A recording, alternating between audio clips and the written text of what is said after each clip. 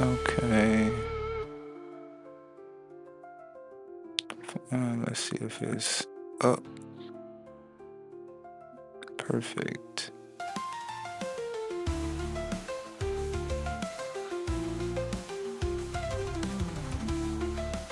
Hilarious.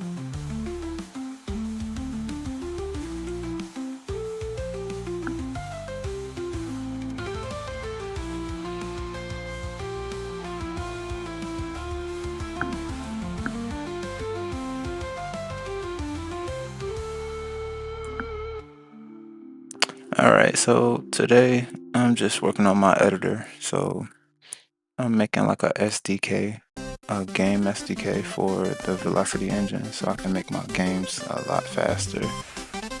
And this is just like one of the editors for it. It lets me view like the atlas files, the interface files, and the map files. Map files is kind of like a work in progress, as you can see. But got interfaces rendering. So like you can see this, it doesn't look like much, but if I load this bar right here is just that exact bar over here in the game.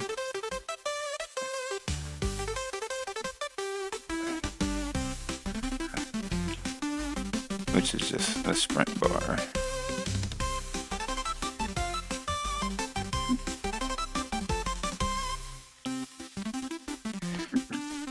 But okay, currently for the viewer tool, the ID little tool, I am currently implementing this feature request, add icon points. So what an icon point is let's go to like a image. Let's go to a player. Actually, make sure my audio is going through. Okay, it's going through. But let's say we have this icon right here and we want to do something based on like the center of the icon, like right there. We don't have a reliable way to get that center position, so that's what an icon point is. So like you'll come here and you'll click this and it'll like toggle a grid on this and you'll be able to like pick what pixel you want to put that point on, and it'd be localized to the player so you can reference it in game and you'll be able to spawn stuff. So like I have the system already coded, it's just not like compatible with the editor. So I'm gonna like make it one-to-one translate from game to editor. So I'll show you what I mean when I have it in the editor already. I mean not in the editor, in the game.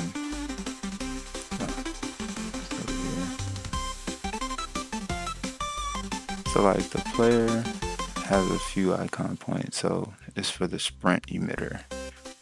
And this is the bounds of the player, 32 by 32. But this is where the icon point resides on that spot. So 39 by 35. Let me see if I can show you. And that's just the default. Actually, it'd be easier to show you in Sprite.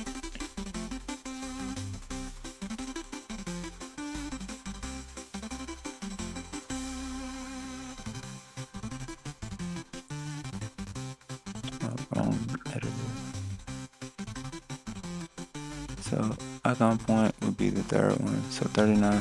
Actually, looking at this, I'm a little confused why I put it so far. The math isn't mathing. That's just initial, so I don't actually use that. So the player starts north, so it actually should be 832. I probably copied this from another project. Yeah, it shouldn't change anything though. Let's see.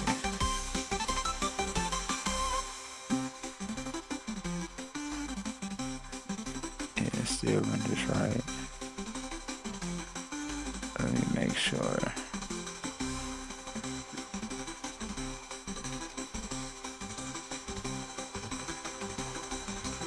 Yeah, every direction is fine. But yeah, so the icon point again.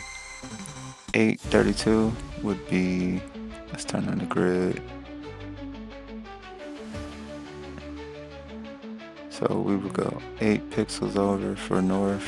This is the north, this is south. So we'll do 8 and 0. So we'll go over 8 pixels. Actually, this isn't quite making sense.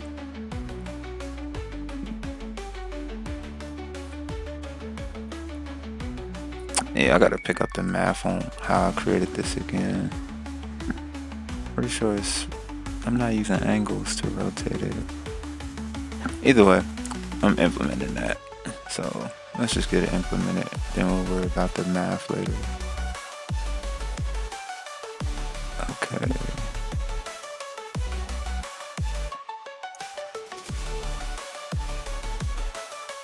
So I already started briefly.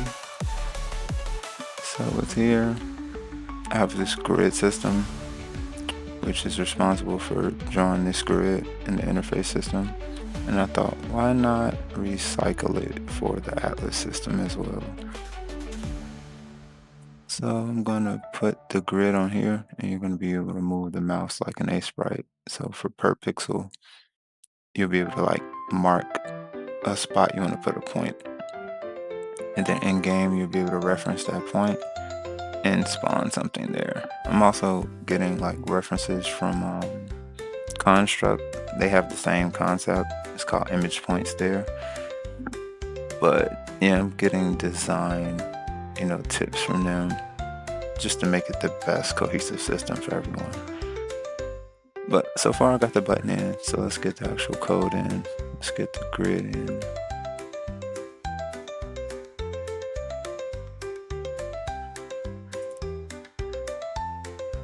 So here I have it here.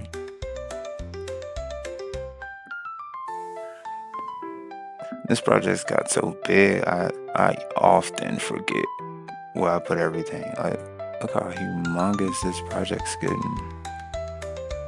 Like, easily over 60,000 lines of code now. So let's go to show grid. Currently have a toggle to toggle grid, which is when you click this, it should toggle the grid, but it doesn't do anything right now. So if tiling is enabled, then we don't want it to work. So if you tile the sprite, you don't want to be able to also put the grid on there because it wouldn't make sense. So you can only do it either or, not both at the same time.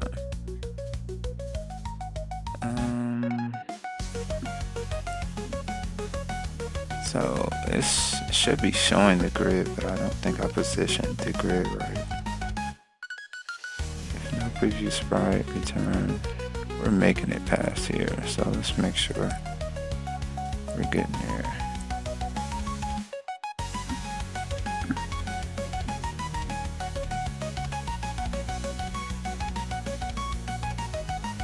Yeah, so we're getting there.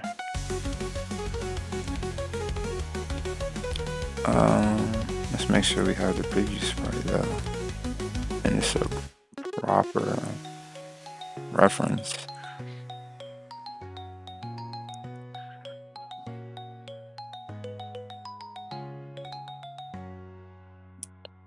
So it's a proper reference, but in show grid, no, and generate grid, I want to make sure it's getting the right data.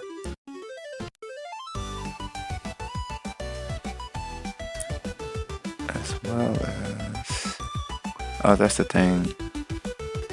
I don't think it's adding to the container, so let's do it this way. In the constructor, I'll let you add a label name. Default label name.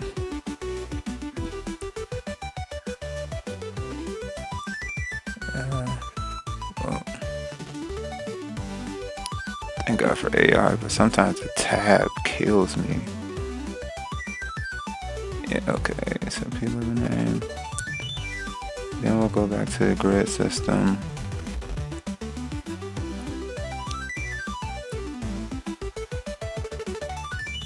And then we'll add a label name. And just for brevity, I'll also do the same thing in the interface. Just so we can know which one it is. The label names don't really matter. But I have this handy extension for Pixie JavaScript where I can view the containers. So I'll get to see if it actually made it, and then I get to move it and like resize it. So it's definitely making it, but it doesn't have a width and height. And it's a graphics, it technically doesn't need it.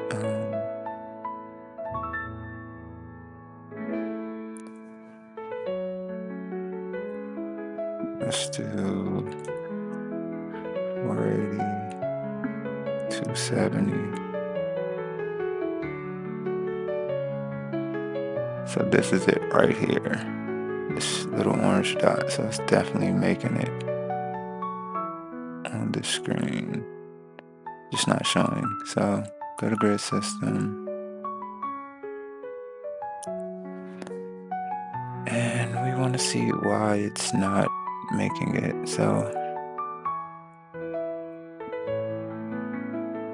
it shouldn't be there. It should be in generate grid.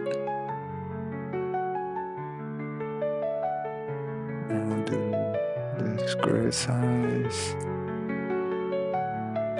We'll do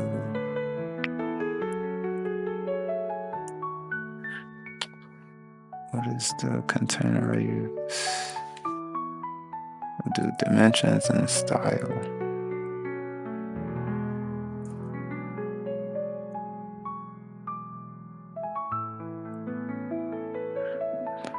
Oh God, I hate AI autocomplete sometimes.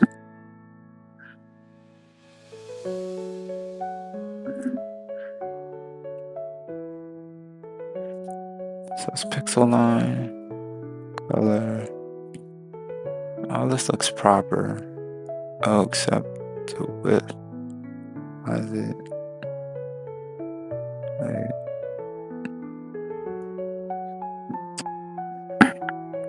It's defaulting. So, you know what? I might have to rewrite some of this because when I made this, yeah, I think, did I use this anywhere? When I first made this, that's exactly what it is. It was just supposed to be for the interface. It's never was supposed to be for anything else. But I did leave it open-ended enough so I could expand on it. So in show grid, we'll just copy what we did there. And we'll do piece right width, piece right height. And what is the true for? To generate. So if I do that, I don't even need to call generate.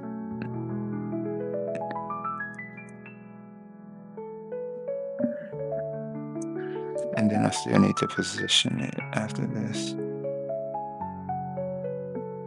It should be getting proper values now. Let me make sure.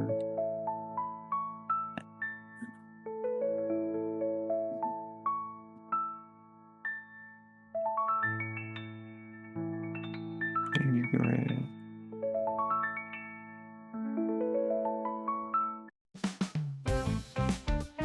Also, another thing I just recently did is I added a status bar so you can see the frames per second. Also, I put it in like power saving mode when you like leave the tab, so it renders at like half speed. Also made it like super responsive. Like, let's see if I refresh this without yeah, so like the way I have this app set up is I have a service worker and it's the PWA app. It's a progressive web app. So I have it like reading from a cache all the time. So it stores the app so you can use it offline and stuff like that. So like if I shift and refresh, I get the latest version. But if I just refresh, I use the latest cache version. And I haven't updated in a while. So like if you go here, like I haven't updated in a while. So it's still using the old one. So like you'll notice I didn't have the status bar first. And I still had the responsiveness, and I want to show you how clunky it used to look. But okay, yeah, status bar now. I'm also gonna put like the position of your mouse down here. It's all gonna fit cohesively into this new system of icon points, as well as this other feature request where I want to add the local mouse position. So like I'm taking a lot of inspiration from Aseprite. Like you see the status bar, move the mouse, tells you exactly where you are. And as a game developer, that is like priceless, priceless information. Let's see. My bad. Glasswolf, my completion percent on the project would be 90%. 90%. I've been saying that for a while, but honestly, 90% because I keep going like back and forth with new features, but honestly, right now it's in a pretty decent space. Like I can edit the atlas, I can edit the interface. It's not the easiest right now. So like right now, let's say I want to edit this. Let's say I get a new icon in from Aseprite or whatever, and I want to change it. So I can copy that over, but I can't like just paste it over. What I would have to do is I would have to save this as like a PNG and just random name it. Put in my downloads. Then from here, and it gets worse. This way, go to downloads, upload that. It uploads as a separate file. That's not the problem. But technically, I want drag and drop behavior. I haven't implemented that. That is very hard to implement simply because if you've ever read the HTML spec for like the drag over event, it is literally terrible. It's terrible. But currently, I have to do copy data, paste data, and it adds it. I still got to make it so it adheres to like alphabetical order and stuff like that.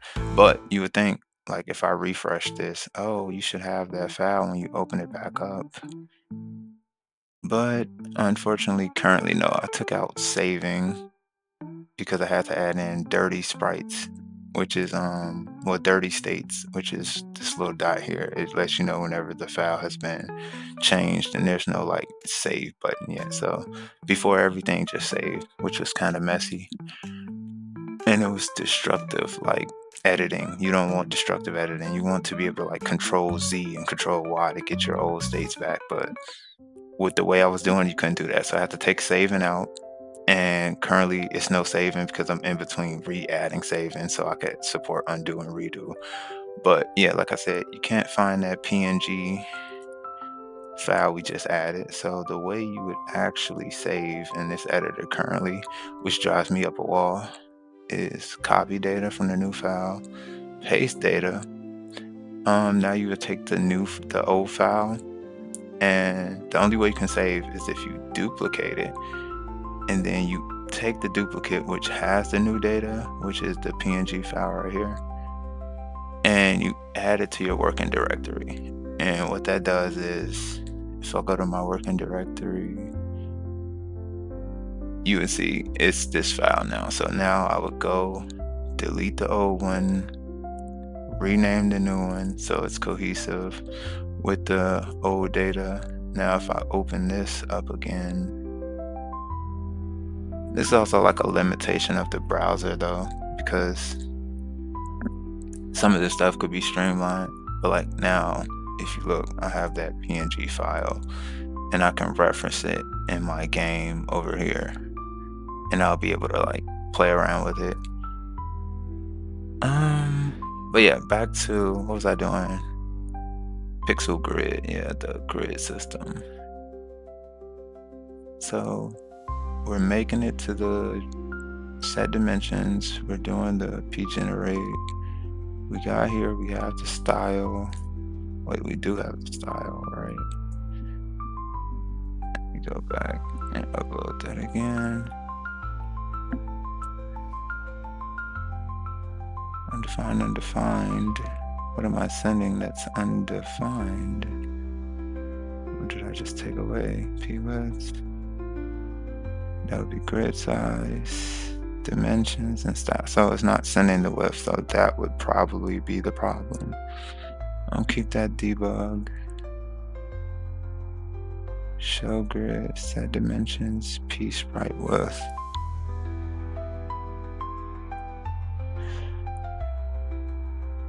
I'm kind of confused on why I wouldn't send the width, but 'tis the life of a programmer.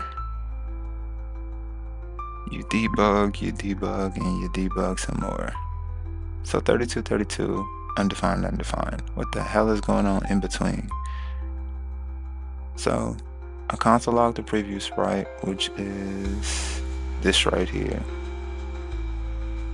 This is the preview sprite. And then it goes to show grid, which is this. Preview sprite is P sprite. I logged the literal width and height of the damn sprite.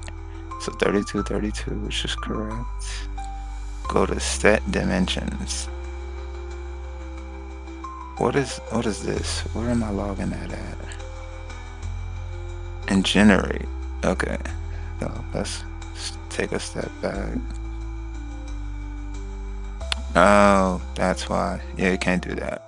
So generate is calling with no width and height here because I have the flag set. So no more cheating. I would have to do set the dimensions first and do this grid generate.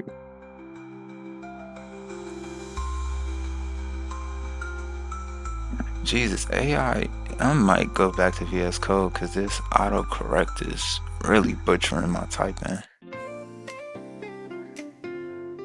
We should at least see something now.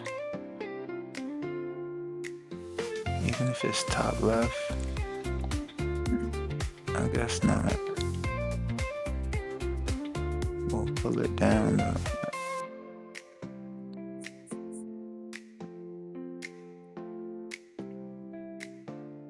Yeah, that's just not working. And sometimes it seems like it's not making it to the preview container. Grid generate.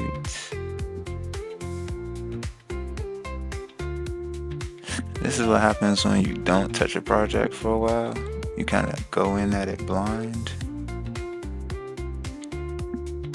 So I'm setting the dimensions so I can generate properly. Then once I generate the width, oh, I'm kind of, I pass in 32. It comes here, it clears it. I draw the lines. Move to 0x. That's the thing, I don't have a position on this thing. I should probably attach this to the child, to the sprite as a child, I should say. So toggle grid.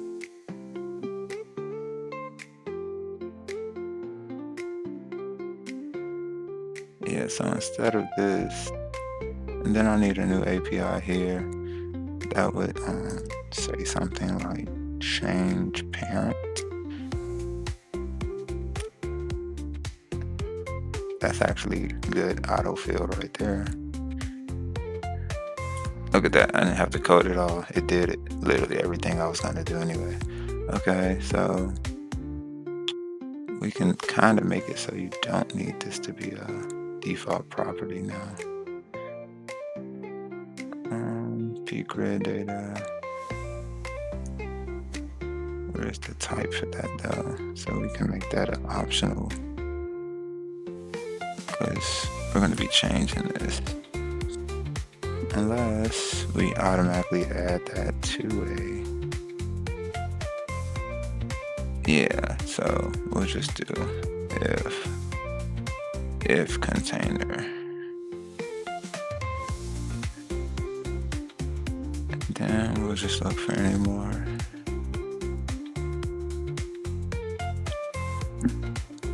Okay, that's fine. That way, anytime we need to toggle this on, we can only show it where it needs to go.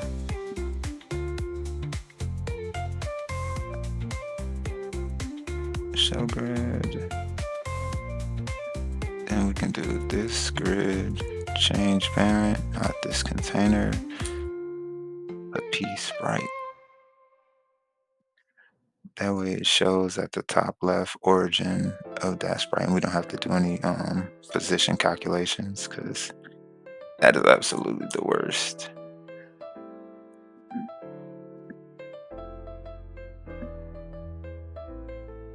But also, yeah. So even outside of this project, I was just about to do like a game jam, and this is like my first take on it. Let me refresh it. But this is like the first draft of the game, I should say. I don't know why the speed is like super slow right now. But like this is the first draft. It's pretty much just a thriller game. It's like Halloween based. It's like scare tactics type of game. But basically the premise is it's like Stranger Things. You kind of go out on an adventure with your friends and you're like in the woods. You stumble upon like this old abandoned lab. I don't know if I want it to be abandoned or still just like a low-key lab. Like I'm not sure yet. So but pretty much you're in the woods, you stumble upon this lab, you go inside. Well, your friend goes inside first and he kind of gets lost. He doesn't come out. You were too scared to go in at first. Then like you go in to go find your friend and then you like start exploring this lab and you start seeing like all these like TVs, all this equipment, all this whatever, and you're like, what the fuck's going on here? You got like motion detector lights. The motion detector lights is something I made, and I was like, it can't be abandoned if it has, automatic lights. Who the fuck paying that bill, So, uh, so it's not abandoned, but you come in here, you're looking for your friend, and you start noticing weird things. Like some of the premise of this is, you're gonna have like these glow sticks. So like you go in the woods because it's dark, of course, and I just finished my lighting system. So I was like, what better time to use my lighting system than to throw away like some glow sticks? So like you're walking around with these glow sticks and they'll be like your only source of light. Like currently the player has like a light that follows them, but I'm gonna turn that off because it just adds to the suspense. So like with no light, you see how dark it gets? It's like that's crazy. It's super dark. So like you'll have the glow stick, which will make your light probably look something like this. Let me like give it like a focus. But I'll have it like offset to like maybe, let me see, that would be 20. So like, no, that's way too far. Let's cut the difference and do like 10. Even 10 seems like too much. I know 10 is perfect. Like you'll walk around with it like that. Probably even be smaller when you're walking with it.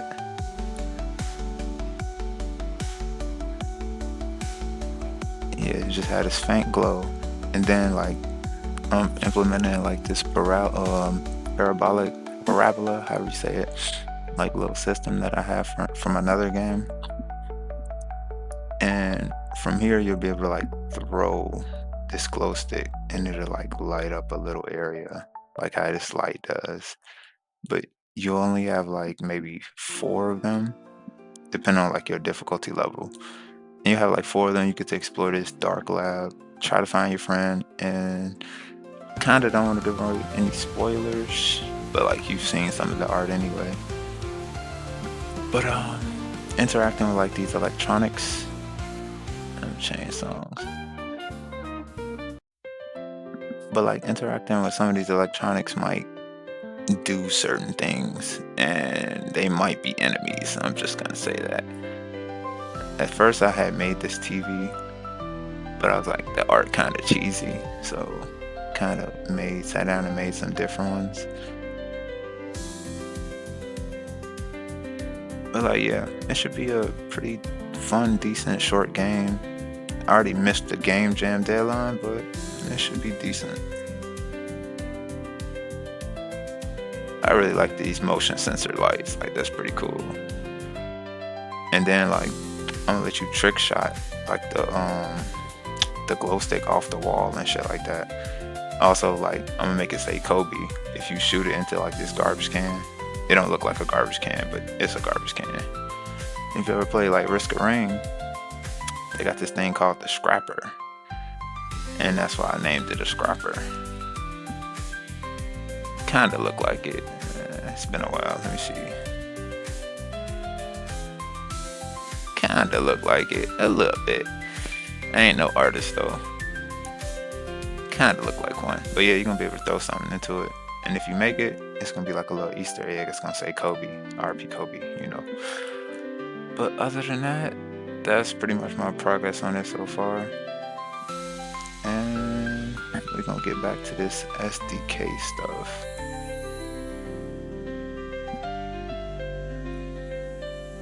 So, oh yeah, I never tested it out.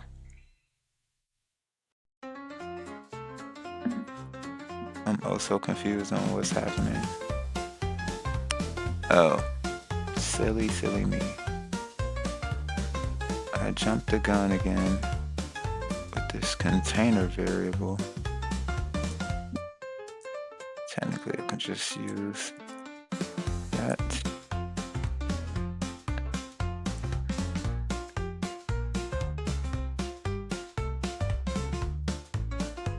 Perfect. But if you know, in Pixie is the devil because everything they render is centered by default. So I have to offset the position of this by half of the width of the thing. But let me also look at the default style.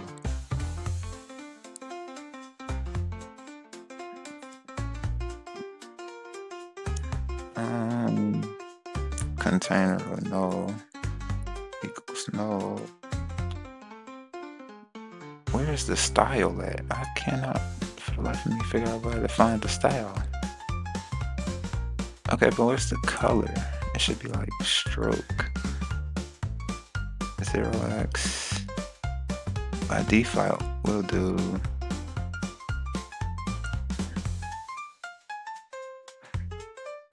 that's the thing. I always forget Pixie's API.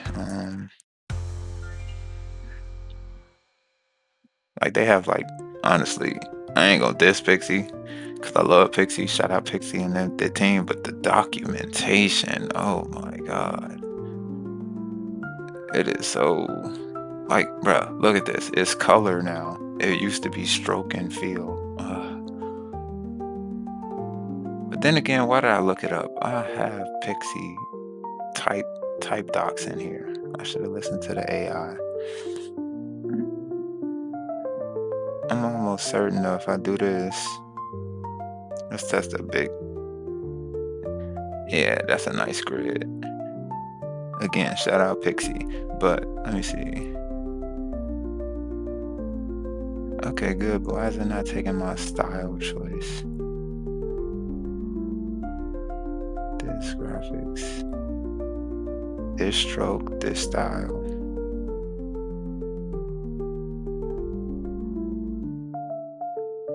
Okay, style.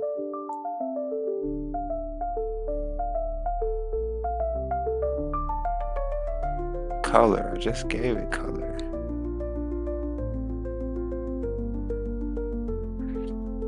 Oh, this is why I say TypeScript. Sometimes it's the devil. Sometimes it over explains the simple and it just makes your head spin. It's like, bro, I just want to change the color of the damn line. Why is it so damn difficult? This style, color. Like, to me, I'm doing everything right. Maybe my build isn't taken.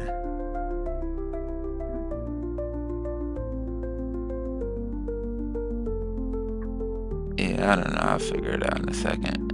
But we got that generating properly. Now we need to, where do I position it? Oh, it's the draw call, because you can't technically position graphics like that. Generate, move to X. How do I want to do it? This graphic position set.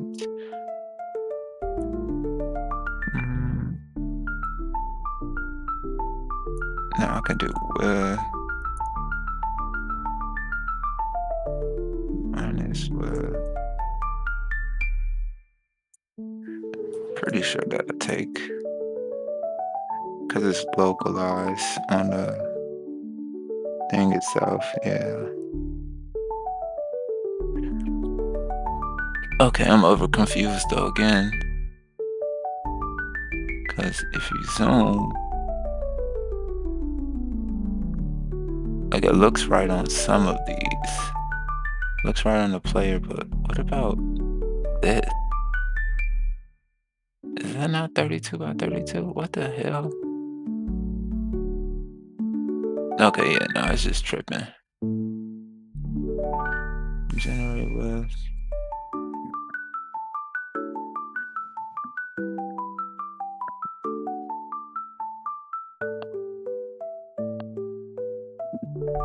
Yeah, let me minus that out again. I don't think the height is updating, which is weird. So show grid, P sprite. Don't need the logs anymore.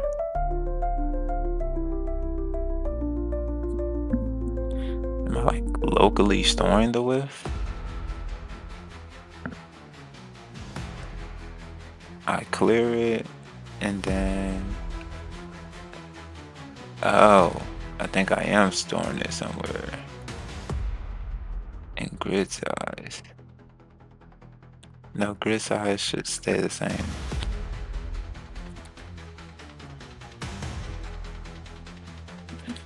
Honestly, this is a very simple feature. I'm trying to figure out what's going wrong.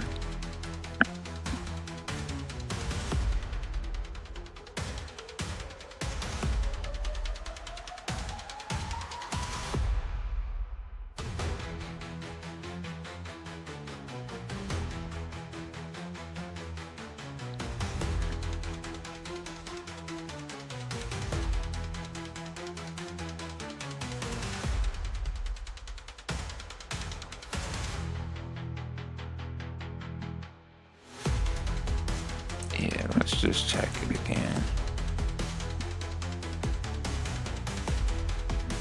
Sometimes what you think won't happen is exactly what's happening.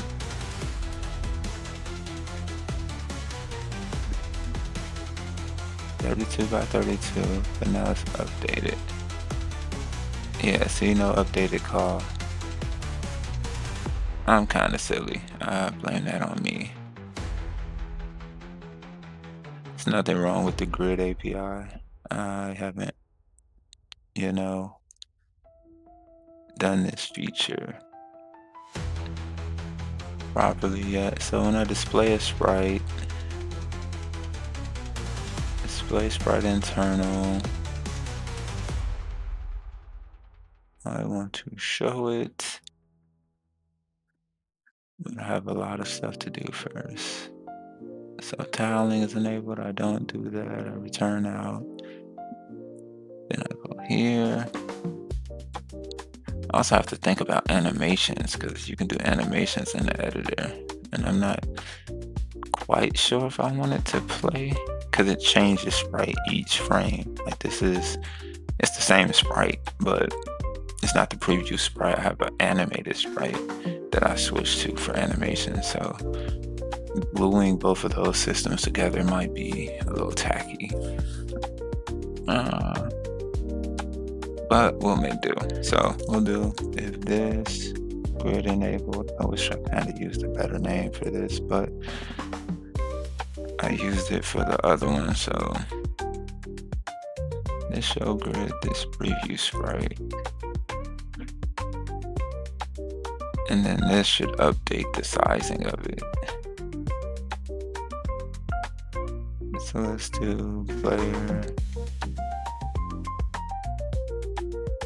Then let's go to like cobble, copper tube, floor, tree trunk. Yeah, so that's fine. That works good. So I like that, but again, let's get that out of there.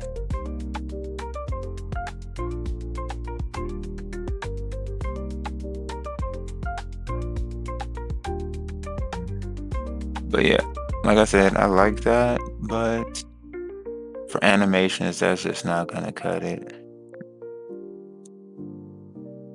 And that's a lot of redrawing per frame, but technically I can kind of be smart about it and say, you know what, since this is yeah, you know what, fuck it, I'm gonna do it. I'm gonna do it.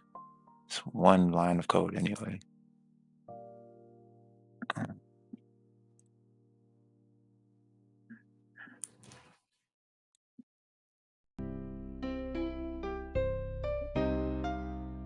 It's terrible, so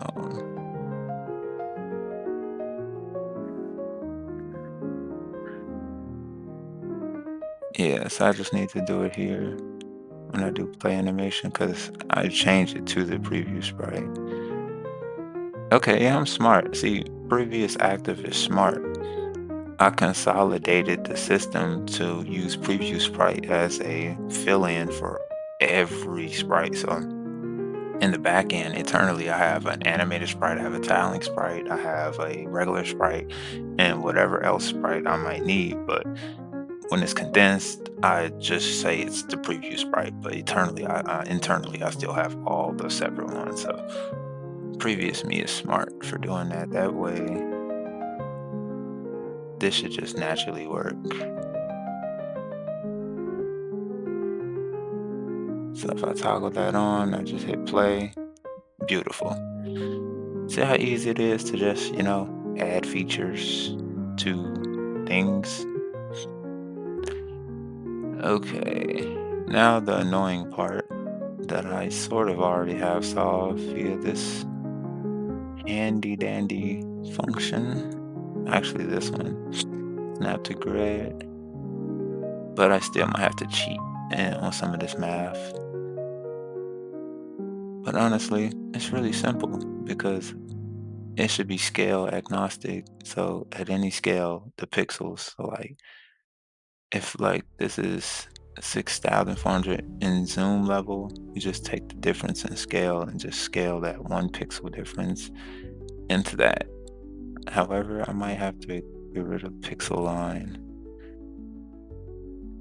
for grid style. So let's do show grid. Let's go down here. And where do I set it? Oh yeah, I do new grid system. And then I do pixel line somewhere. Interesting, I don't. Is it defaulted? Yep, it's defaulted. So I'll have to pass it. Actually, I don't know how I feel about that. I'm gonna just say no. I'm just passing pixel line equals false. Because technically I want it to be false, and then, that should be default behavior, and then you pass in true if that's what you really want. I'll mull it over. Oh. Did not quite think that out. Yeah, if I do, let me see. I'm actually not sure why it looks like that. It's like drawing one big ass pixel. What the fuck? Now I'm curious. Okay, let's do 1 pixel equals 32. What the fuck you gonna draw now?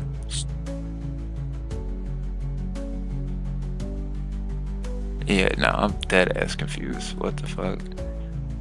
We just gonna keep pixel line in there?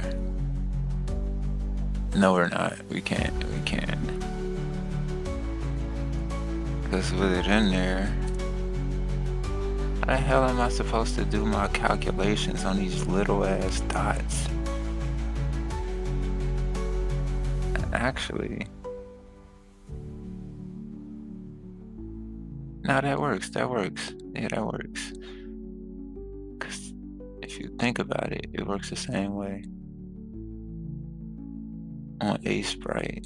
You zoom in, they get a little bit bigger, as they should. I have a theory though.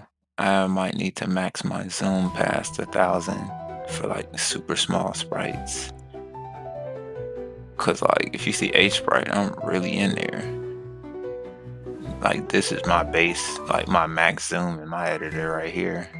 But Aseprite lets you go deep. So let me go to my controllers. Then I have a max zoom variable. Max, oh yeah, max zoom level. Let's crunch that up to like, you see, I really put this level in there because I didn't want you to infinitely scroll and like have to like zoom your ass way the fuck back out. That's better. So we gonna go 30 or at least 25.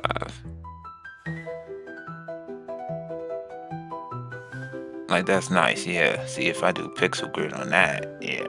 Also, I gotta change that style, and that's insane. It needs to be way more prominent. Alpha cannot be 0.3. If you're gonna go 0.9, go all the way.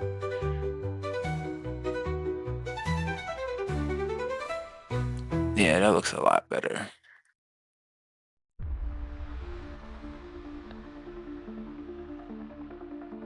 It works with animation, looks better.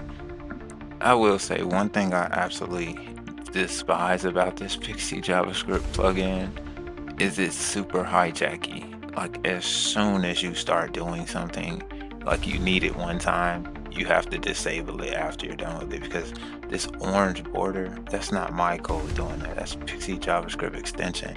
And the only way you can stop it from doing that is if you literally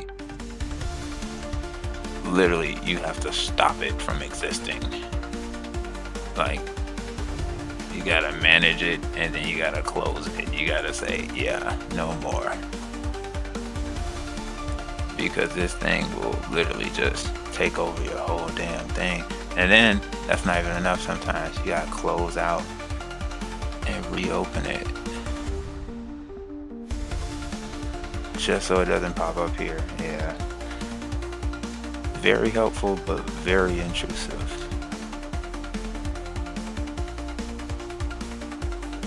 Okay. So that zoom level is fixed. Let me stage the zoom change. Git commit fix. Updated the max zoom to allow better support for icon point grid, so it's not too mouthy. Okay, so we got that in.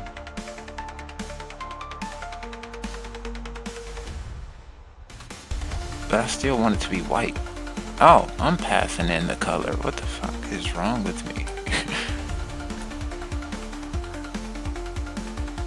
Yeah, so I don't even need the default. We'll go back to whatever I had the default as. I don't even think I had it filled in. Yeah, so that's totally new. Fuck it. Default's gonna be white. And I don't even need to pass it in there. And speaking on that tip, default alpha is just gonna be 1. Oh yeah, this is an object. This isn't, yeah, okay. but we can do color alpha. That works. That way we don't need to pass in a style. And then we can do style is optional. Whereas grid data, style would be optional. And then we'll do if you found a style, you can do what you want. Otherwise, sit. Okay.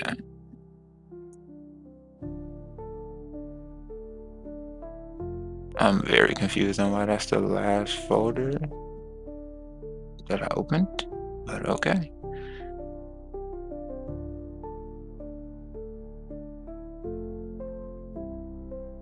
That's beautiful, but also intrusive. And I'm scared this is gonna be, yeah. So about that position offset shit. It was only for my anchor. I think my background is position, so let's cheat it. If it ain't one thing, it's another. So we can only do this change. We'll be smooth with it. We'll do P sprite. Do we have access to P sprite at this point? No, we only have access to the width. But I'll tell you what. P anchor is something I'll let you pass in, which is just, yep. And then for generator, we'll do P sprite anchor. And then the default anchor. Well, I won't do default anchor. Yeah, well, it can't be optional if it's default. So we'll do x equals, what do I want to do? 0. And y equals 0, because then it'd be negative width divided by 0. Right, it'd be divided by 0. Yeah, well, you can't divide by 0. Let me think about that math again. Times, we'll do times. Because if it's 0.5, then it's half, and you won't have to divide. Okay. Times P anchor X times P anchor Y. Now that gives us what we should need from that. From here, the default is 0, so I don't pass it for the interface anyway, so it should just snap right back to where it is.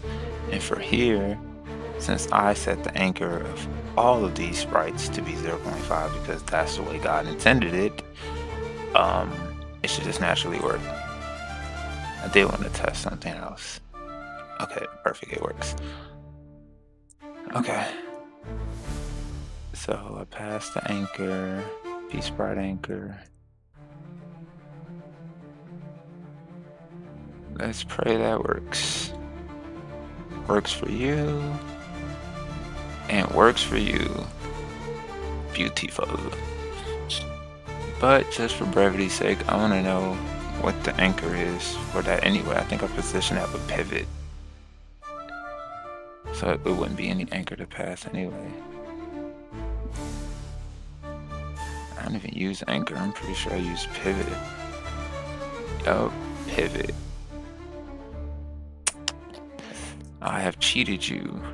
I just hope future Jared does not pay the price for my laziness now. But okay, that's beautiful. Works on everything. Updates. Yeah, you see how long it takes to zoom in and out? I mean, this works. Like, you could even just 100% it, but at the same time, it's tacky, at least to me. I don't like it. That's a forever zoom. I need to do like A sprite and control that zoom speed. Where's my zoom controller?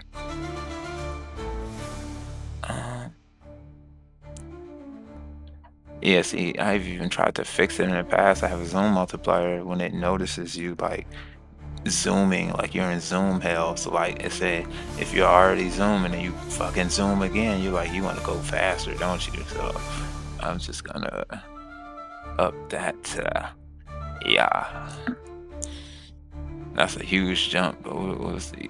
God damn. But it still works smoothly if you just mouse wheel it once. But let's say you're in a hurry, you really want to get out of there. You can still, you know, tit for tat it. But now we're like H-Sprite, because H-Sprite, they don't even have easing. I have easing in mind. Maybe I need to take easing out. I don't know. I like it like this, but we'll kind of nerf it a little bit and just do 0.35. Just test it out again. Still lets you nope the fuck out of there quick.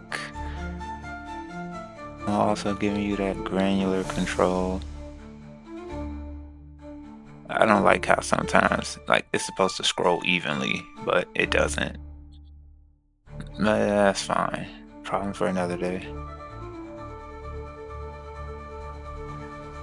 Okay, but again, yeah, so let's go to the notes so we know what we're making.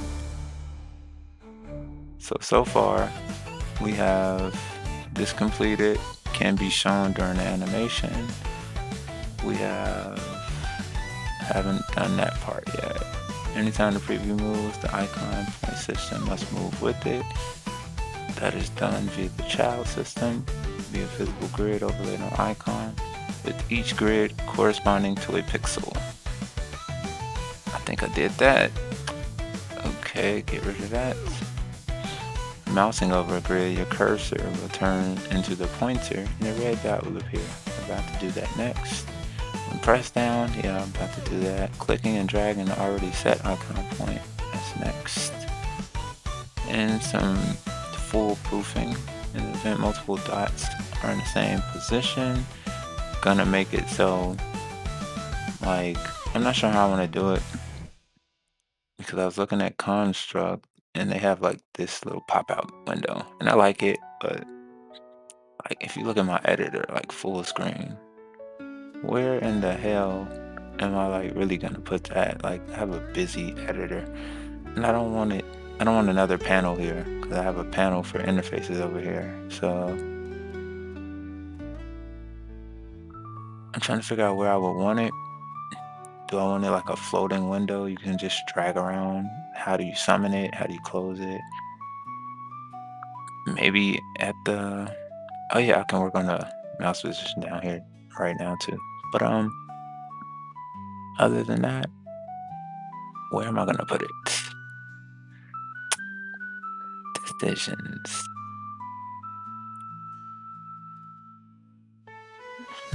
So for now, I'll do this. A cool thing I can do is I have this my mock-up that I created of how I even want this editor to look, and I'm gonna open the mock-up in my editor.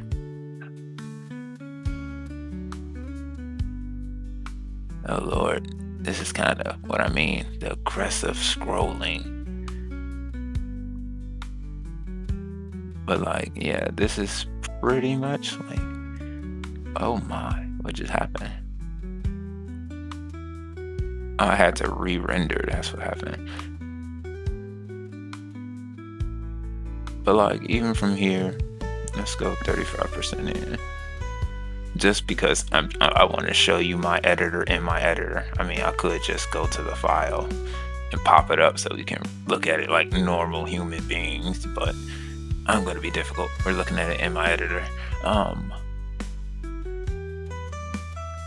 Like you'll see, I really want to add this feature in for untracked files. You notice they're in the same thing. I want a separate tab. I'm going to add that soon. But yeah, this is how the editor is supposed to turn out. So I'm not sure. I didn't really plan for any space to, you know, put that there. Also, I totally forgot to put the window size here. I'm probably gonna do that now. Actually, I have it set up already, so I can do that. Right here. Um, Status window size. From here, I know I have a resize handler somewhere.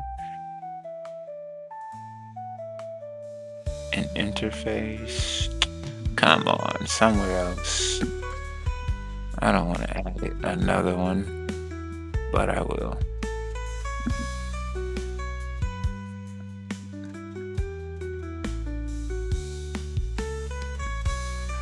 Yep, I will.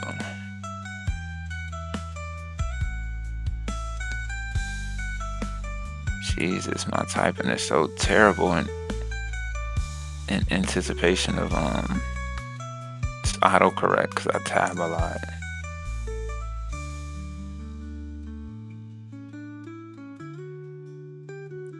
Okay, that's pretty helpful that it already knew I wanted to update my status bar.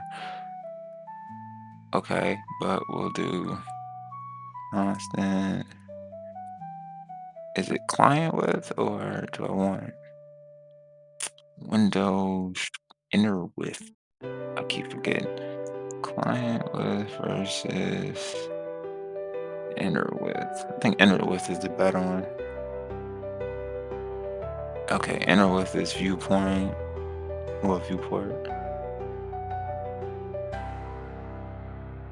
That's what I'm saying. I always thought they were the same, but they have different.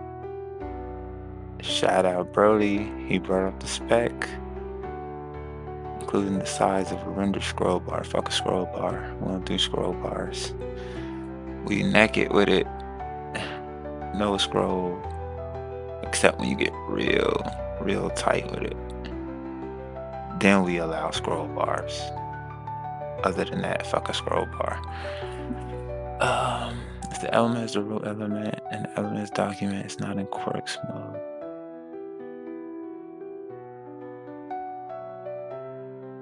Yeah, we're gonna do client width or 0. How don't you have a viewport?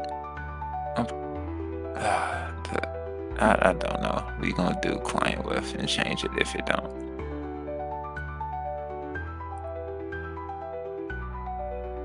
And new functions go at the bottom. This is a class, so I can just do it like. Well, can I even do some code myself? God damn. Bruh, they know me so well. Okay. Updates this status bar. No, AI, I will type it myself with the window size. You won't replace me soon. Updates the status bar with the window size. I don't even want to name it that. I don't want to name it. Window size DOM, okay. Status bar window size DOM. And then put it at the bottom. Then I have other status bar stuff down here. No, I do not. I'll fix all this ordering differently. Okay, this, what is it? It's a span. The span DOM that displays. Okay, you can win that one. Where's my init function? Right here.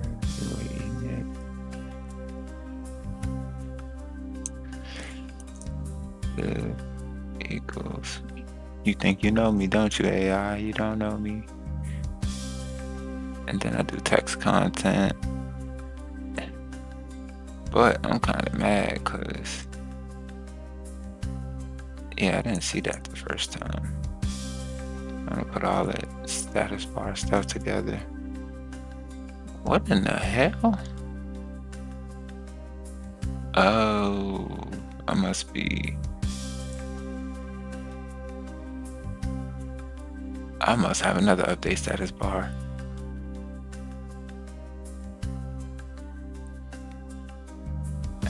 Yes, I do. So, update status.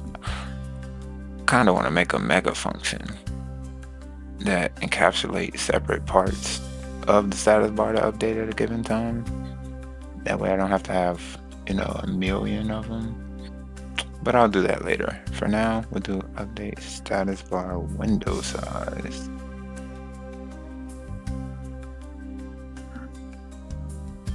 Hell, here comes the tech that I'm gonna forget to add that in. Where the hell did I have this calling from again?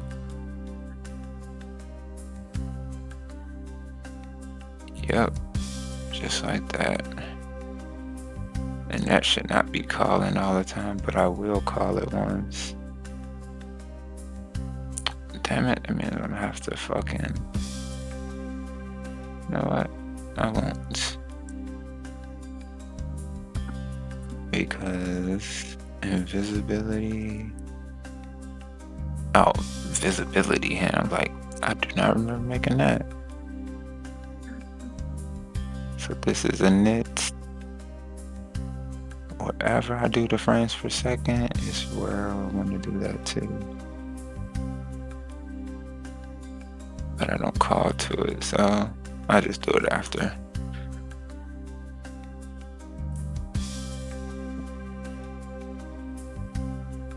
Oh, so yeah, we're gonna do inner, because you can't reference client with, can you?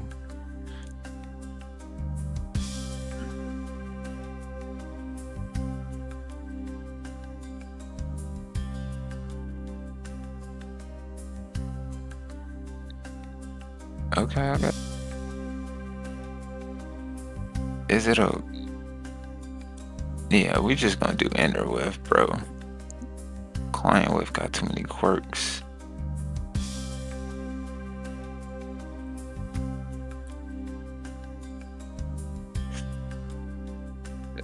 Yep.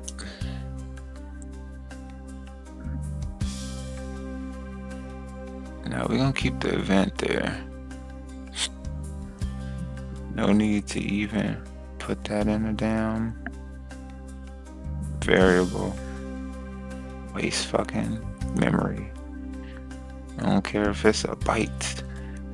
Memory add up. I want my editor to be fast.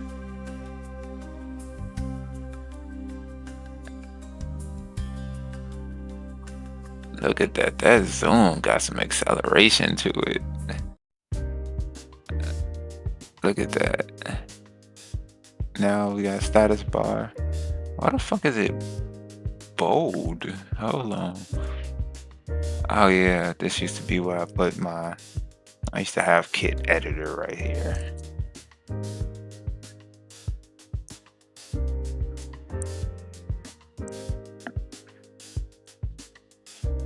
Perfect.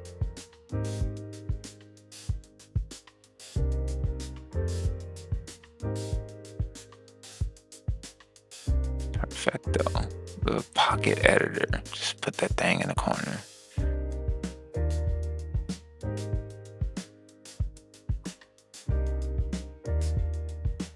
And I think the best thing about this is a recent change I just did. Like currently, the background kind of is jittery. It's like, what the fuck is happening? That's because I re-rendered. This is like a render texture in the background. So every time I resize the editor, I resize the background. So it kind of looks like blocky and jittery and jumpy. I'm gonna fix that. But other than that, what I was talking about was this, like the sprite. Like right now you see it's off center, but when you resize, it snaps back to the center. You can have like a neat little icon for it. I'm gonna change the intensity on that pixel grid. Let me see. Not sure if that's the same console log, but let's see. Then it Control Shift P rendering. and then frame rendering stats. Oh Jesus, we're not even at 60. Oh yes, we are. Sometimes it take a minute to get up there. Okay, get back up to 60. Now I want to see the frame drop when I resize. Because Pixie frame is not going to tell you that. This is like GPU frame, so. And not that bad. Let's take this pixel off. And mostly, I 100% doubt the frame drop is literally from like the canvas and the rendering. I'm sure it's from like the DOM. Like, let me get rid of a lot of this DOM stuff just to see.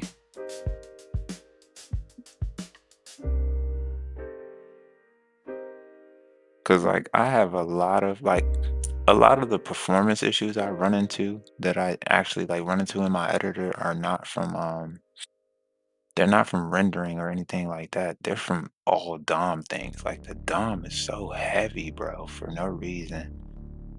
Oh, you see that? Okay, I spoke too soon. But let me see what might be causing this. Like if you use transitions and stuff like this will eat your frames per second if you're doing a lot of movement. If you use animations, all that in CSS, bruh, yeah, you're cooked. I only use this. Let me see, inspector panel. I'm trying to remember why I even use this. This is like a safe operation because I don't use it. Oh yeah, so I use it for, what is this? Visibility and transform. The hell do I use it for transform for?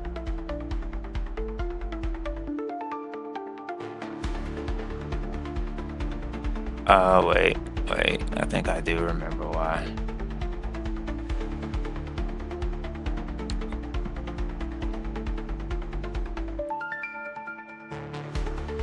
Some of these not even like transform operations.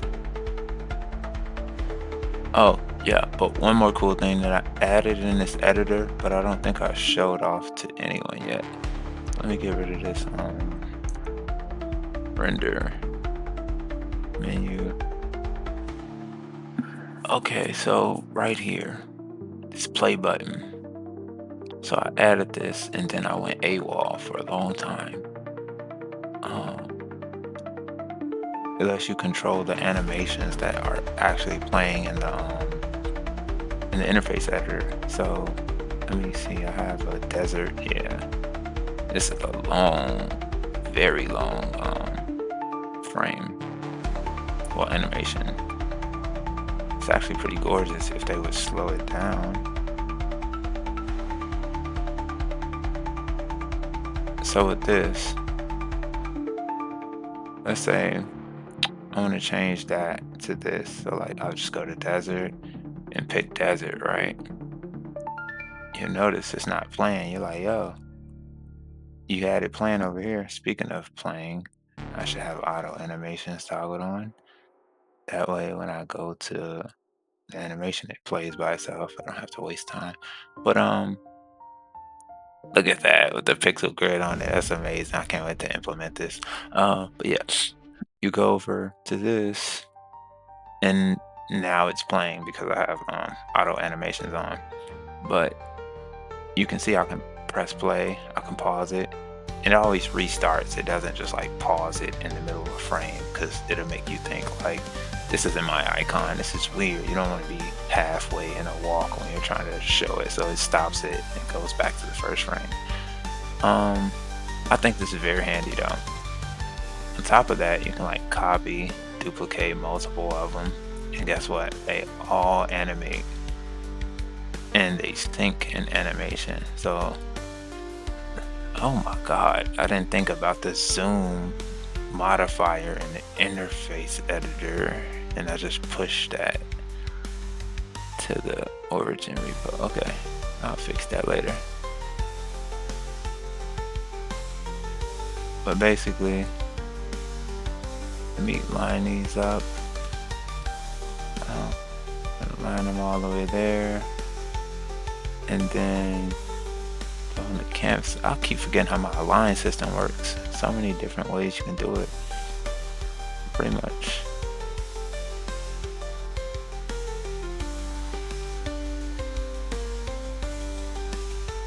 Okay, so I want them there, but if I do canvas, yes, it's canvas, and then I align them like that. Yeah, okay. You'll see they just flow into each other.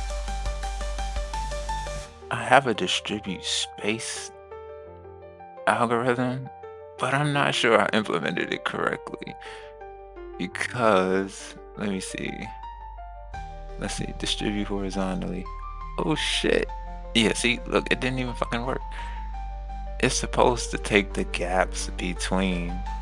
Well, it worked, but it didn't work the way I wanted it to work. So, like, let me move these really quick. Can I not move these? That's another thing. See, this is getting clunky. With this editor, if you want to move something, you have to grab it by the sprite. You can't grab this inner space to move it like a lot of other editors. And I go from editor to editor. I go from Aseprite to a whole bunch of different things where they have that feature. So I'll come back to mine. It just don't work.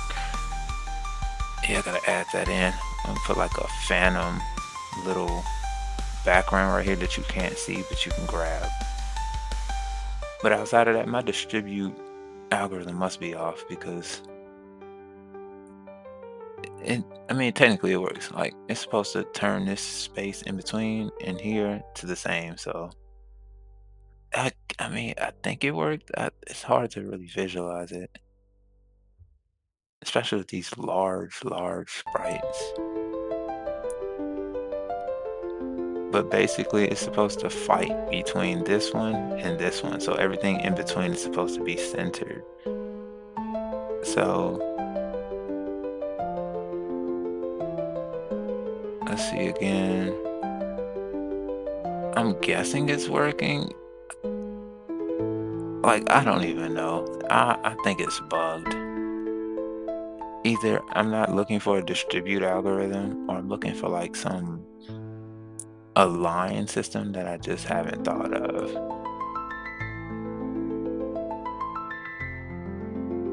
Yeah, but interface editors turn out pretty good. Like, you can change the color to 10 of these, and these are all like real-time values that like you'll get in the game. So I say the SDK is coming out like really good. Like Dark Horizon in the chat earlier asked how far am I? I still say 90% because it's just so much you can do in it. Like anchor rotations, and it just properly works. Like if I was just to move this like this and then save this and then just add it to the game, it'll look just like this. What else? I have snap to grid, so like you move these things along the grid, which is honestly what I'm about to do for this system. Move the mouse along the grid so I can put those red dots that I was speaking of here. When mousing over a grid, your cursor will turn into a pointer and a red dot will appear. They can be placed and moved around. And think of it like this. Every pixel, you have this dot. You can just move that dot, and then once you click, you set the dot in that location, and it's in reference in local space to where that dot is. So in game, that's, like I said, it's really useful information because, like, if we even go back here, the icon point to even know where to put this like dirt trail, I'm using icon points. It would have saved me a lot of time. I have to use Aseprite for this, but like for each direction, like look at this. If I'm looking at this direction, I need to know which pixel to put that dot on. So like, let's face the same way. We're facing south, right? When I walk, where the hell is the dot at when I walk? If I had the system, I would have known. So let's go into the game where I actually put the icon dots in. So I update the icon point, which is here. Let me see where I call it at. Yeah, okay, so let's say I'm going north. Yeah, I gotta really comment some of this stuff. 1 second, because I'm gonna forget what this is. Rotation of the particle emitter. Rotation. And I just put that at the top. Because this is just like very like, it's not self-explanatory when I look at it. It makes me think I'm talking about the icon point, so I need to comment that. North. So yeah, let's get back on track for this. So when I'm going north, this is my north facing sprite. So let me copy that over. Now I have my north facing sprite. And I say my icon point is at 832. 32 is the bottom of the sprite. I want to go over 8 pixels. Okay, now that makes sense. Because the pixel emitter is in Pixie again, and Pixie likes to do the weird positioning thing. So the top left of the emitter is there. And then I have the radius of the emitter defined like here. Well, not really radius, like the width. So if we do width and height, we'll do from 8 to 28. And it has a height of 20, so it goes down 20. So let's go down 20.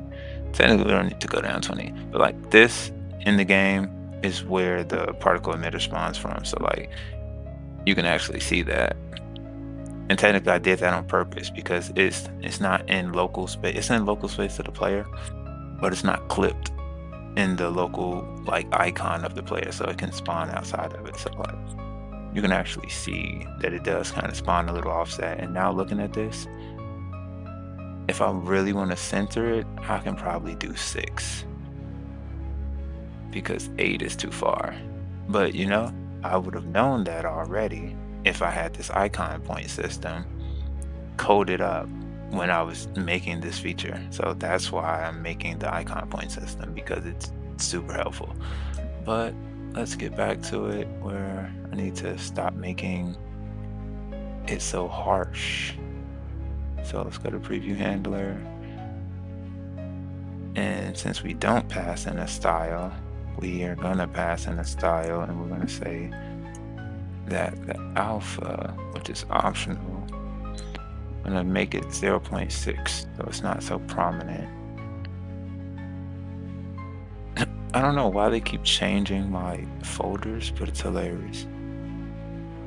That looks better. I might also do like a sprite and give you like, maybe not a pop-out menu, but I think somewhere in their settings you get to change like the color of the grid. So like editor, selection, cursors, yeah, grid. So like here, you come here and change the color of the grid. I might also do the same thing because white might clash with what you have going on with your styling of your editor, which segues me into the theming of my editor, which would be, you can change like the various colors that I allow you so far. So like if you want to change the background for the interface, you open up an interface, that background is now that color. Let's say you want to change these background tiles. I already have some nice colors for this, so let me see if I want to go like purplish. What you'll do is you'll go to the background, pattern 1 color, and just copy it over. And you'll notice it updates in like real time. So now you have this background color that's pretty snazzy, and you can like mix and match. So let's go to interface, and I want this other purplish color for my fill color for the background. Now it's purple on purple, and you're like, wait, but I still have red in my like everywhere else I don't want red. So let's say I want this other purple. Then you can go here into general, and your primary color changes pretty much everything. So your primary color determines what color the tools are, determines the scroll bar, your like interactions with the scroll bars, pretty much everything. So you can just change that. And now that's pretty bland, but you can do what you want. Let's maybe brighten that up. Yeah, it looks a little better. But now you have a fully themed editor that kind of looks a little better than what was before. So it's all coming together. So I say about 90%. I mean, I use it every day. I'm a power user, so I know how to use it, but others might not. So I want to get it to 100 before I release it to people. I also wonder, yeah, with this pixel line, when moving big sprites, is it laggy? It might just be laggy because I'm streaming, but technically it's not even laggy. It's like an artificial stop on it. I don't know what that is. It's like I grab it and it takes forever to drag it, but as soon as I drag it, instant moving, no issues. And it's not like it's re-rendering a texture. So what the hell is that? Those are things you write in the bugs column. Weird artificial delay when dragging sprites. And let's do a little debugging. Make sure it's not just big sprites.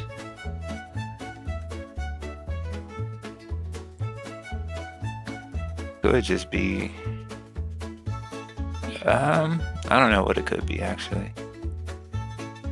But we'll go back to the main project.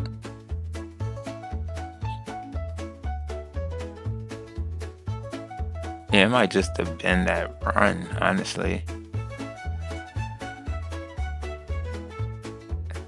Let me do a quick debug real quick.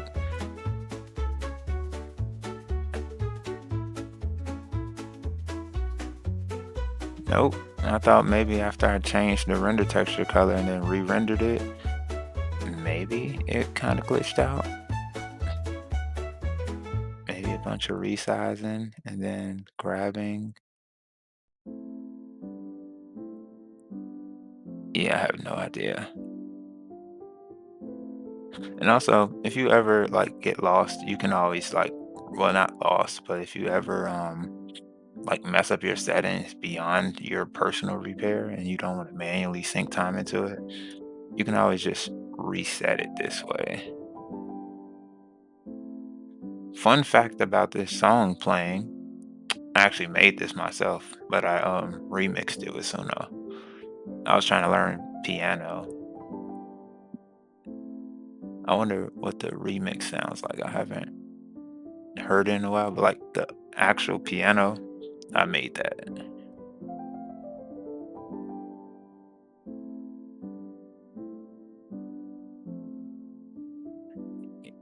Yeah, I guess Suno didn't do anything on it. Probably turned it to like a rock and roll song. Did it? Nope.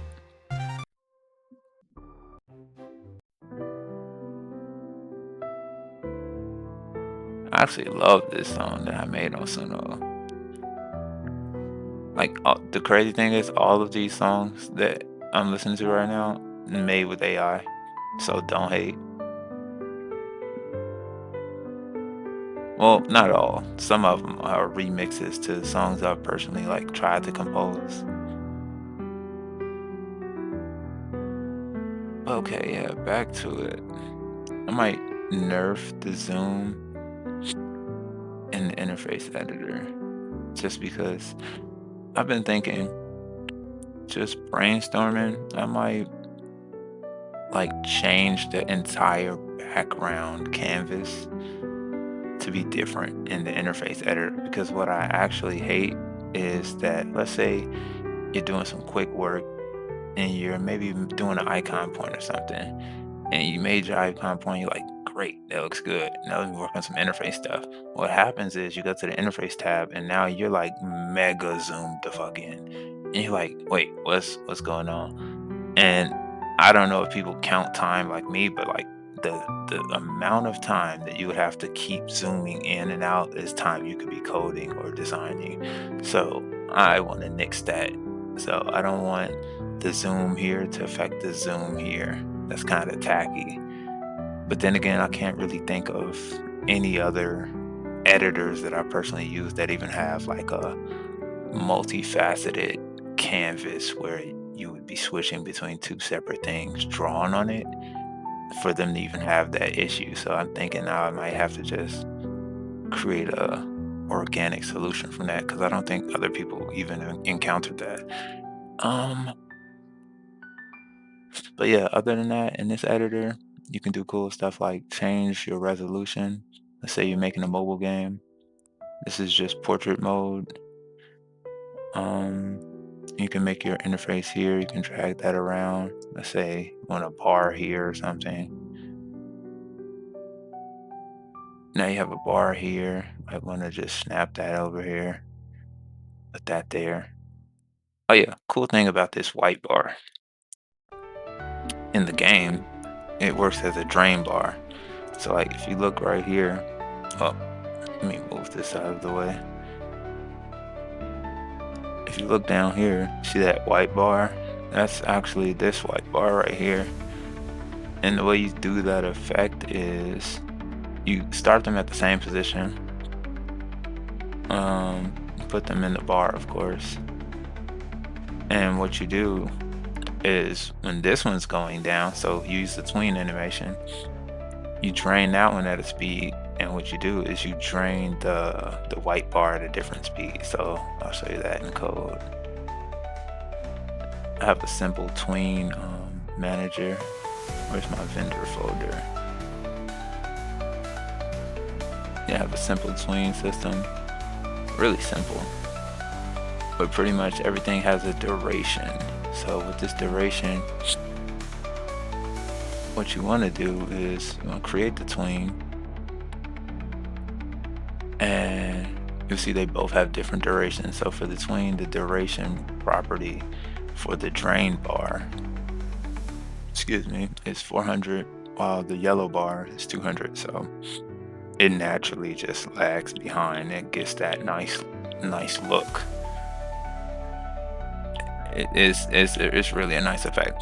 But I'm all over the place because today wasn't really planned. But in the game also, these drawers are gonna be like a huge thing. You're gonna be able to open like this drawer, walk up to this drawer, walk up to this drawer, open it. You might find like more glow sticks. You might find things about the lab to establish lore. You might find a remote that lets you turn on a TV or something like that.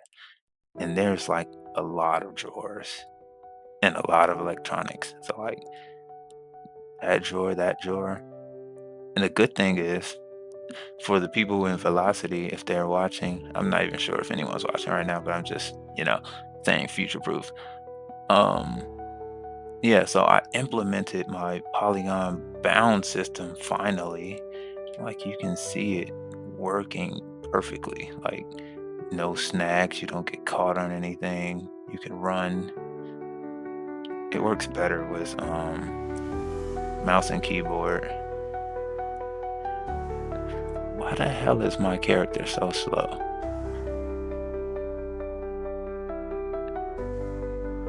Did I nerf his speed? No, it's 120. Let's do 240. Fuck it. Now he's too fast. Okay, let's do 150. That's still fast, but better.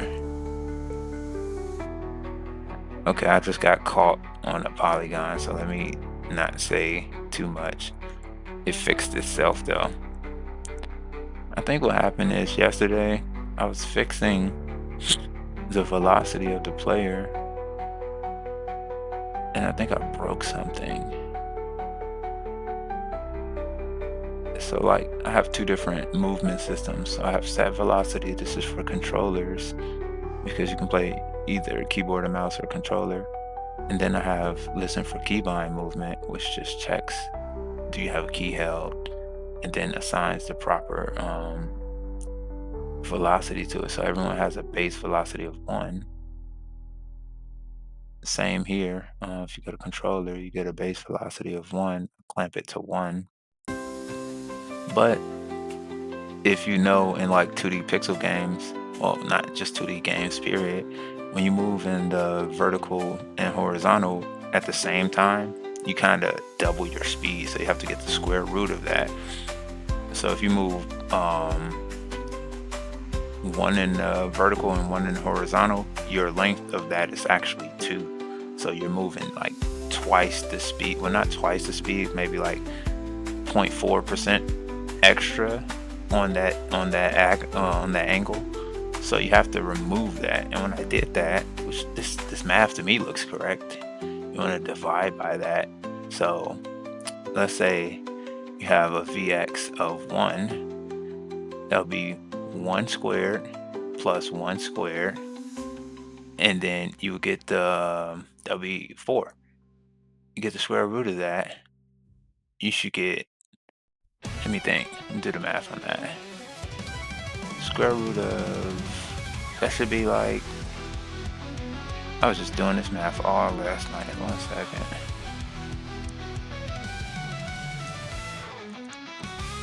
Uh, 2 plus 2. Yeah, 2. Again. Yeah, so 1 divided by 2, you should get half. And then you move half in each vector, which would be 1. So you normalize it down to 1, which means Vx would be 1. Well, let me think about this. I think I just solved my own damn problem. No, okay, I didn't. So Vx would be 0.5, 0.5 if you're moving diagonally. So that would be 1 as the complete magnitude of the length. Okay, yeah. So that's 1. So why the hell?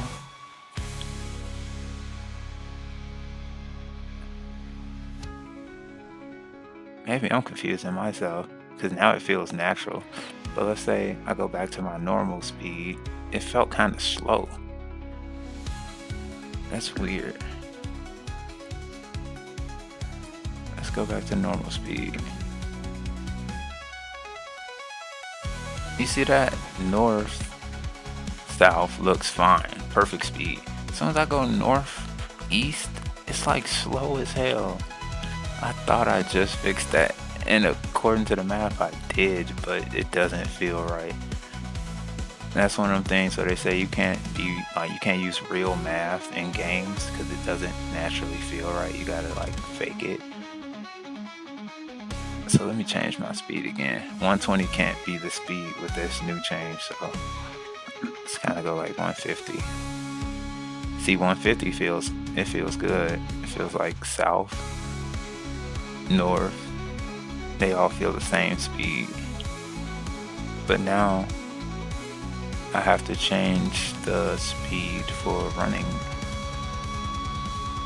which would be in my move function. And where do I do it? Speed for speed modifier. So if you're running and you have stamina, then it'll give you an extra 1.5%, well, 0.5% speed. Nah, see, that feels like a game now. That actually feels good, but you feel fast as hell. Like, no kid should be running around this lab this fucking fast. Like, so we're not gonna do 150. We started at 120, we're gonna do like 140 and see how that feels. So naturally, you just walk in with your little glow stick. Ding, ding, ding, walk in. It's still pretty fucking fast. 135. You start out to the bottom. Walk in.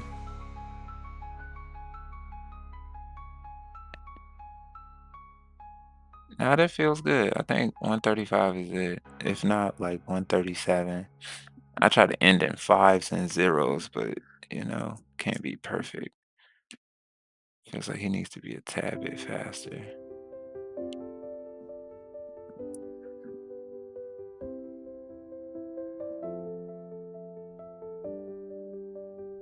And yeah, honestly, those lights aren't supposed to be that bright.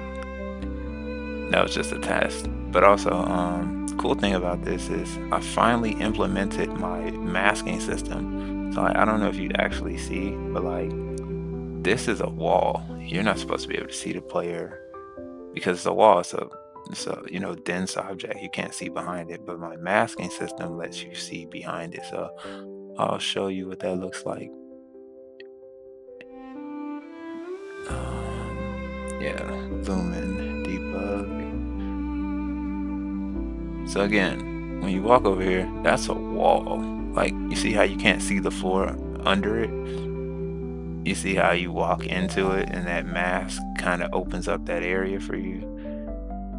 Yeah, that took a lot of research that again, Pixie, JavaScript, documentation just they have so many good things, but it's so hard to find it.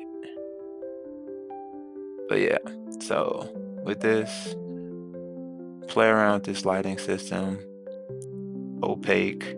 Now you can see yourself under it. And this is because I plan on doing like a chase scene where it's like I fell in love with this little character sprite I got off itch.io. I think I know the person who made it. Can't quite think of the person's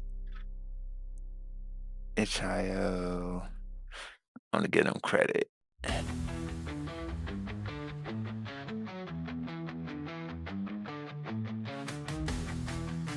It's in my following. I think it's this person. Yes, Game Crazy. Yes. Shout out to him or her because this is a cool little sprite. I use it in all my little test projects. But yes, no, I fell in love with this little sprite. And you see this little like wiggle animation I made just by spinning the character around. I'm gonna do something cool with that. So like this little area right here, it's a door, but I haven't like fully fleshed it out. It's kind of more fleshed out in my little A sprite file of it.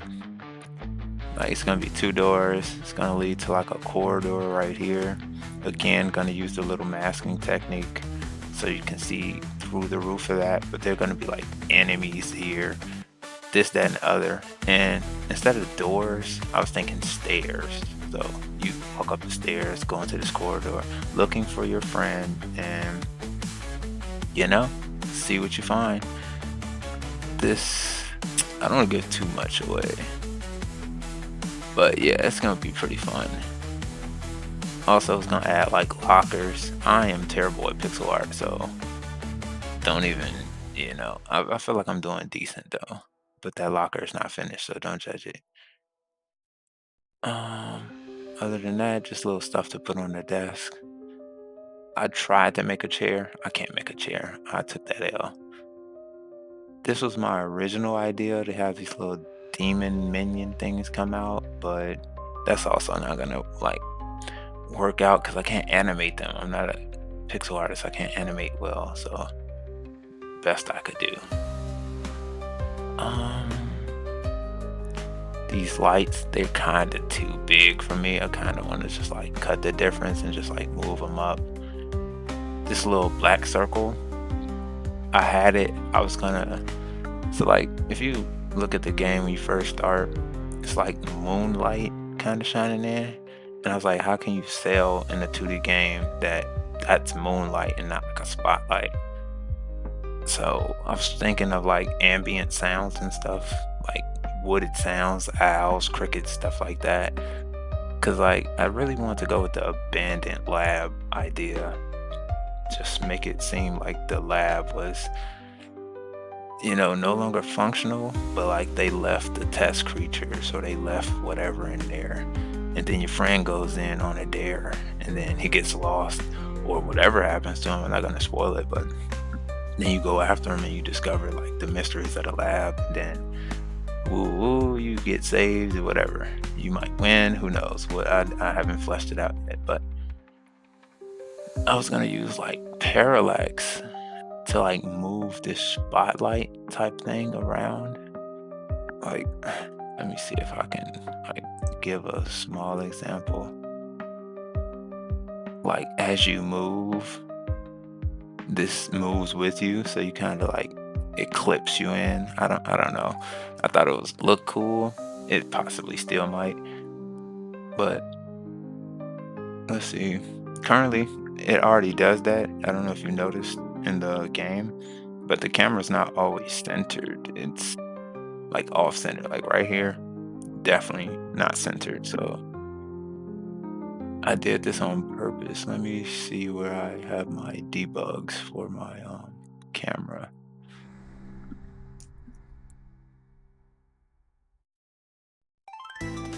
Oh, I hate that. Okay. Like you see the camera just goes pretty much wherever it wants. And that's because the camera is influenced, believe it or not, by the center position of this map. So it has its own influence, but really the camera, no, that's the old system. Okay. The player has influence, but it doesn't have complete influence.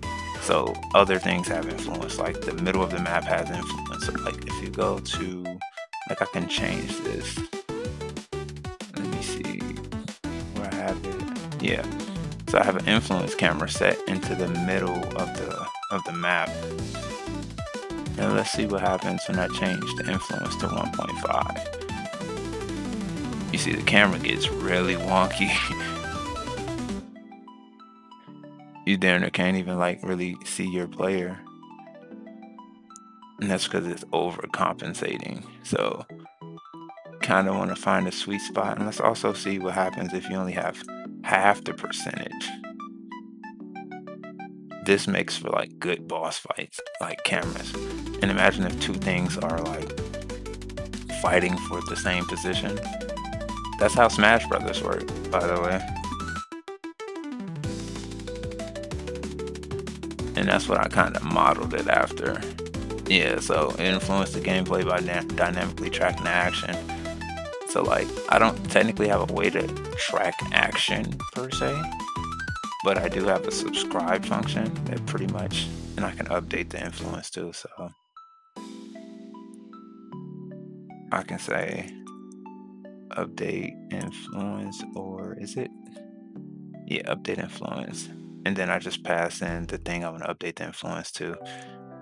And I can do that in real time. So like, let's say I do deem something to be action worthy. I could just be like, okay, pay attention to over here, and then assign it a value. And now the camera wants to go that direction. So it's not always on the player. So the camera might like see two guards fighting or something, and it might go over there and be like, yo, that's interesting. And I think it just gives a more dynamic like feel to the game where you don't necessarily have to always be in control. It's like, I mean, you're not in control already, and that's the feeling I want to convey, because you're going into this abandoned lab, or just a lab in general, and you don't know your surroundings. You're looking for your friend, you're scared, so you shouldn't have any real control. So I made it very loose that you have control. When you walk around, it's like the bottom of you, like the map gets cut off. So you might have AI coming in trying to attack you from the bottom, and you can't see that. So you can't prepare yourself, and that's the anxiety I kind of want to build. Yeah, so let me tone down these lights.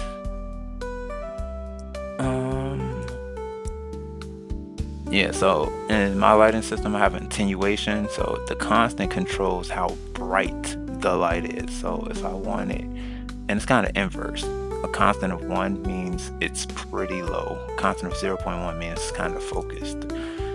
So you see the lights are kind of like dim. That's the original style of the game. just enough light to see around, but not to really even, protect yourself. Let me see. Oh yeah, I want to show. I'm about to hop off stream really quick, but I do want to show my bound system. It should be in player too because I init everything. Oh yeah, one more thing. I have these presets for my camera shaking, and this one is to like simulate the player breathing. And I'm gonna do it when you don't move your character for a while. So yeah, so here's my collision manager. I have to fix all of this because currently I have to set timeout things, and that's why I was talking to Vic, the engine creator. I was like, yo, we kind of need a way to tap into the positioning system, because sometimes when you position something, it may not directly go to that position unless you have your resources set to auto load. So it's like, what if my position isn't set to auto load? Then I have to literally wait for the thing to get a position. So I have to do this because my toggle debug system works on the positions of the bodies that I pass in.